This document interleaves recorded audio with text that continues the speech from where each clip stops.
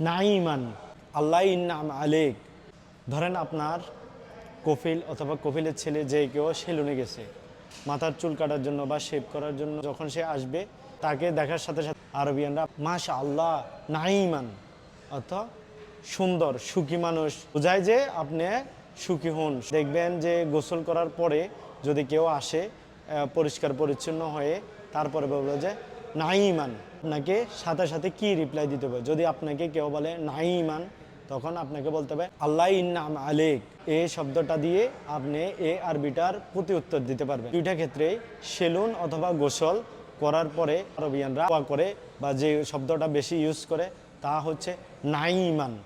আর এটার উত্তর হবে আল্লাহ ইন্নাম আলেক, আল্লাহ আপনাকেও সুখী করুক। মানে আপনি যদি সেলুন থেকে আসেন, চুল দাড়ি সুন্দর করে কাটেন, সুন্দর হয়, তাহলে বলবে যে আপনি সুখী মানুষ, মাশা আল্লাহ নাইমান, সুন্দর হয়েছে, তুই সুখী হো, ও সুখী মানুষ।